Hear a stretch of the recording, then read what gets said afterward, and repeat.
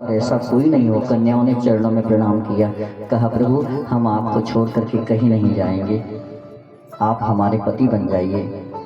और 16,100 के नहीं, जीव आत्मा का पति केवल कृष्ण ही है, कोई और है ही नहीं।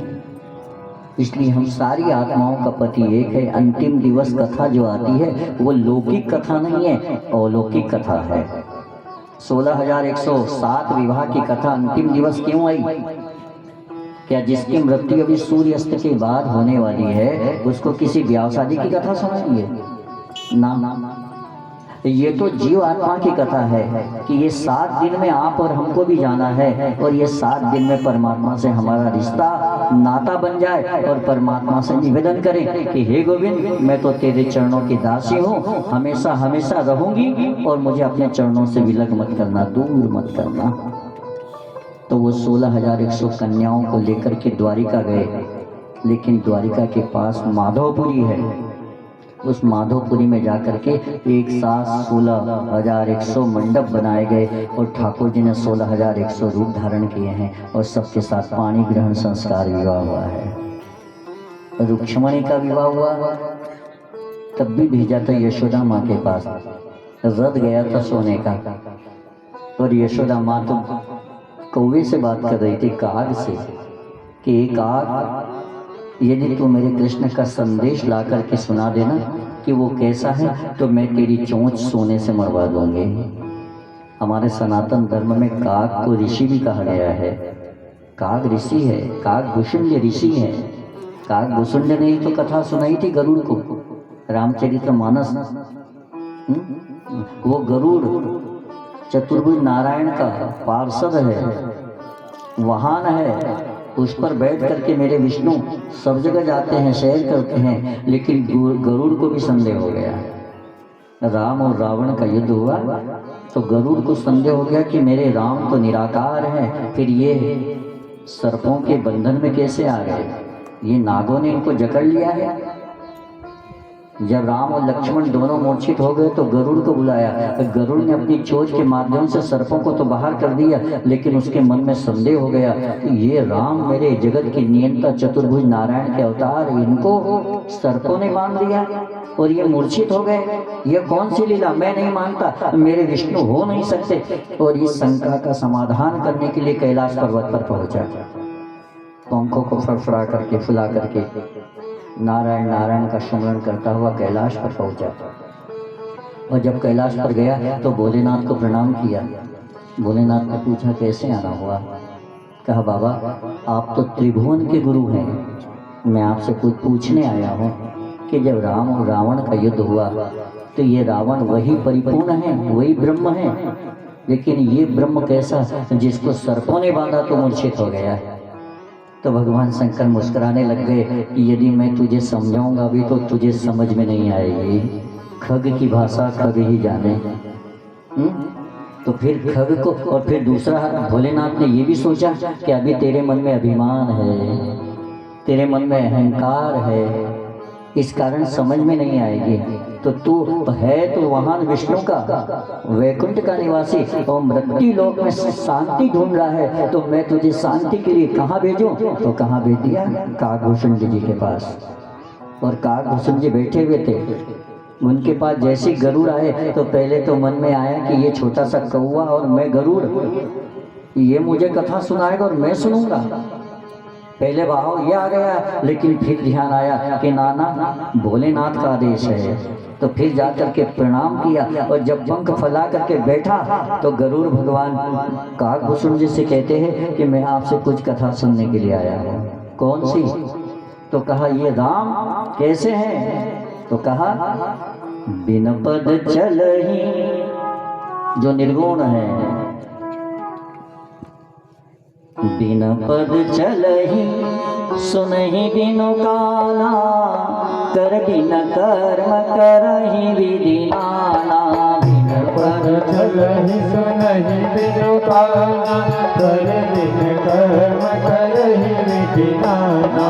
बिन पद चलहि सुनहि बिनु काना, कर बिन कर्म करहि विधि नाना।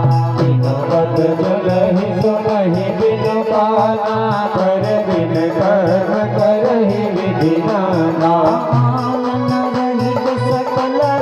भोगी बिनवानी बतावर जोगी आनंद रहित सकल रस भोगी बिनवाणी बतावर जोगी तन दिन बरस नयन दिन देखा ग्रयही दान दिन आस असीसा तन दिन बरस नयन दिन देखा गान दिन आन विशेषा असी सब भातिया लौकिक करनी महिमा दास जाय हस सही बाती अलौकिक करनी महिमा जा सुजाय नहीं करनी श्री राम जय राम जय जय राम श्री राम जय राम जय जय राम श्री राम जय राम जय जय राम श्री राम जय राम जय जय राम श्री राम जय राम जय जय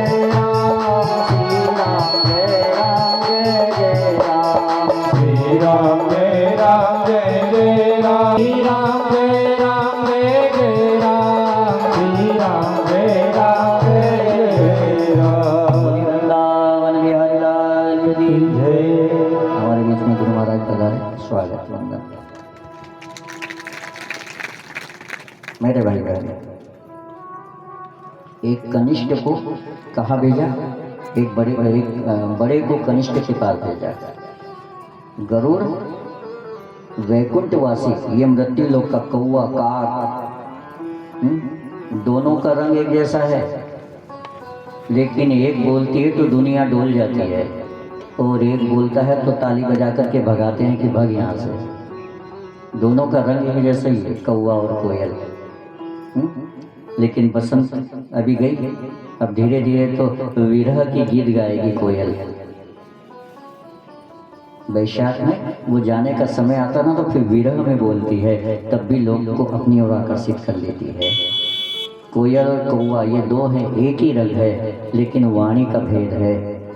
ऐसा कौवे के पास जाकर के गरुड़ बैठा और हाथ जोड़ करके निवेदन किया तो रामचरितमानस में गरुड़ गीता आई है। गरुड़ रामायण भी जिसको कहते हैं भूषंडी रामायण जिसको कहते हैं वो भूषंडी रामायण आई है। विचार करना।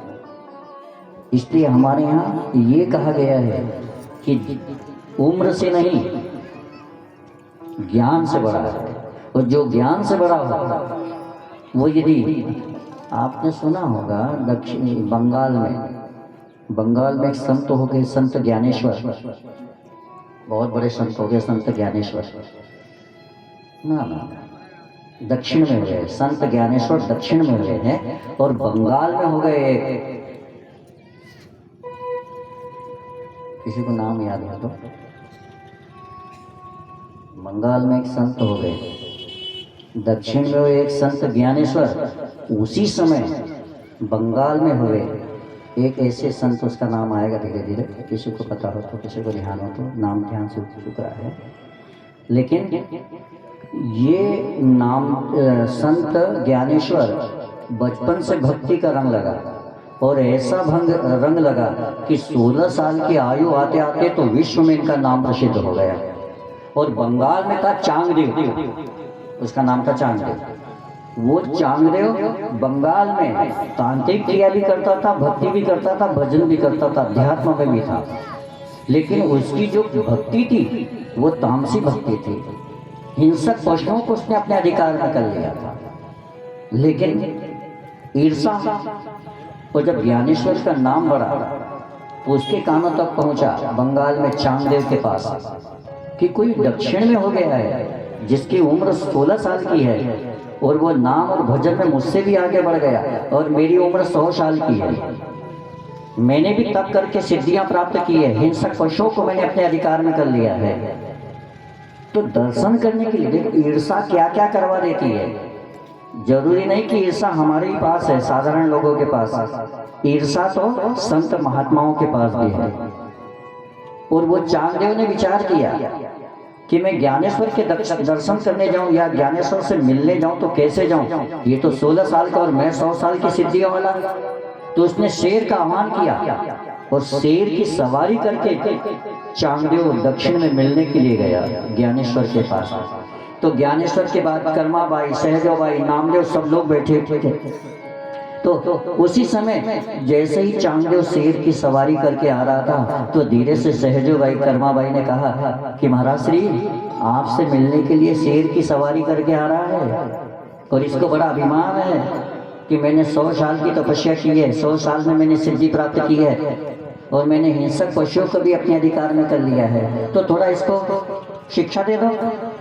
तो मुस्कुरा दिया ज्ञानेश्वर, कहा हमें कोई लेना देना नहीं, कोई अपनी सिद्धि का बखान कर रहा है, सिद्धि का प्रचार प्रसार कर रहा है, सिद्धि का दिखावा कर रहा है, तो मुझे उससे क्या लेना देना। लेकिन संतों के जो शिष्य होते हैं उनकी बात रखने के लिए जैसे ही वो नजदीक आया तो चांगदेव जिस चबूतरे पर बैठे हुए थे मिट्टी को, उसी को थाप मारी और कहा चल मुझे जरा चांगदेव से मिलना है। और वो मिट्टी का निर्जीव, सजीव नहीं था, निर्जीव था, लेकिन वो निर्जीव मिट्टी का जो वो चबूतरा था वही चलने लग गया। और उसको चलते देख करके जो चांगदेव ज्ञानेश्वर से मिलने के लिए शेर पर बैठ करके आया था, वो शेर पर से नीचे कूद गया और आकर के चरणों में साष्टांग प्रणाम करता है कि मेरा आज जो अभिमान था उसको तुमने दूर कर दिया।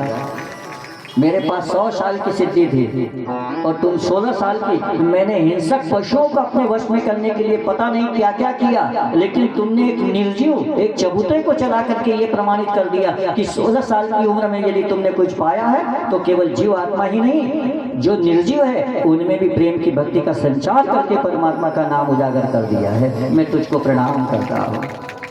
इसलिए ध्यान देना, भक्ति में भी अभिमान आता है और गरुड़ का विमान हुआ तो वहां पहुंचा, वापस पर कथा पर चले। ये 16,100 को भगवान ने अपनी अर्धांगिनी बना करके अपनी बराबरी का अवसर दिया कि तुम भी आगे आओ।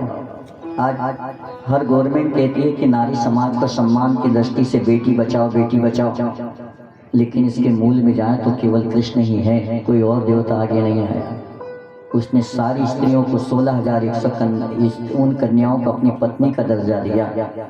और ध्यान देना, गुरु गादी पर सुन रहे तो हाथ जोड़ जोड़ करके निवेदन कर करके हम तो आपसे कहते हैं, फिर भी कोई चूक हो जाए तो क्षमा करना। लेकिन सबसे बड़ा धर्म यदि है तो केवल मातृ शक्ति के पास है। जो मातृ शक्ति अपने धर्म से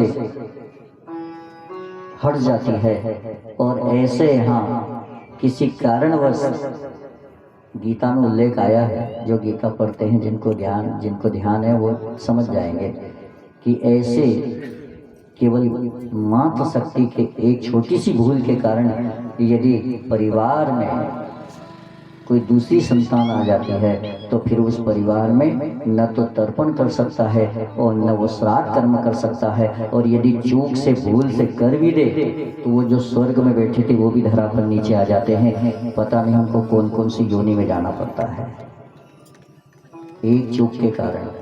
अब वो शब्द थोड़ा हल्का लग रहा है इसलिए उसका नाम नहीं ले रहे हैं, पर आप समझ गए होंगे कि एक चूक के कारण जो स्वर्ग में बैठे हुए थे, जिनको किसी प्रकार का भय नहीं था, लेकिन वर्ण संकर संतान जिसको कहा गया, उस वर्ण संकर संतान ने जैसे ही जल दिया कि वो नीचे आकर के गिर गए।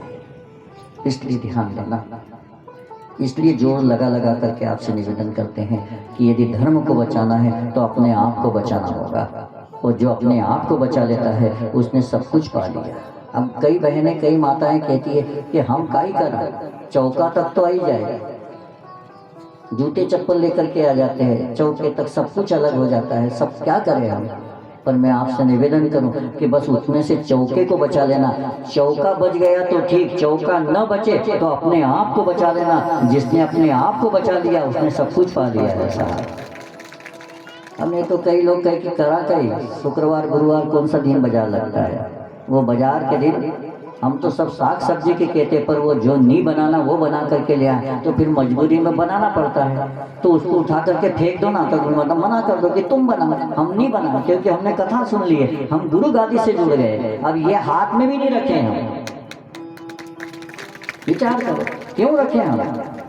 पहले इतनी तो मर्यादा थी कि अपन कहीं जाते थे तो वो एक और बाजार लगता था, अब तो रोड पर आकर के लगने लग गया कि तुम भी देखो और तुम्हारे मन में भी भाव जागे कि क्या हो रहा है, कौन बढ़ावा दे रहा है, हम बढ़ावा दे रहे हैं। इसलिए ध्यान देना मेरे भाई बहन, किसी को बचाने की जरूरत नहीं, स्वयं बच जाना। 16,100 कन्याओं के साथ विवाह किया भगवान 16,108 के द्वारिकाधीश, और वो द्वारिकाधीश में एक ऐसा भी उन्होंने आश्रम बना करके रखा था जिसका नाम था सुधर्मा सभा।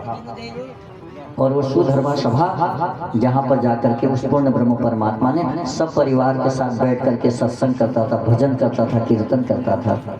और वहाँ परिवार के साथ वो परमात्मा द्वारिकाधीश, जिसके द्वारिका नगरी के आज भी दर्शन करने के लिए जाते हैं। कभी घर छोड़ो, आप में से कई भाई बहन हो भी आए हैं, द्वारिकाधीश के दर्शन कर आए, जगन्नाथ के दर्शन कर आए, मोक्ष से भी वापस आ जाएंगे। अभी तुर्की में बहुत बड़ा भूकंप आया है, आप टीवी पे देखते हैं 10-10 दिन में, 24-24 घंटे में, 32-35-36 घंटे में छोटे छोटे बच्चों को वो निकाल रहे हैं जो दब गए थे, जिनके ऊपर पिल्लर आकर के गिर गए थे। लेकिन दो भाई बहनों का चित्र देखा होगा तुमने, एक बहन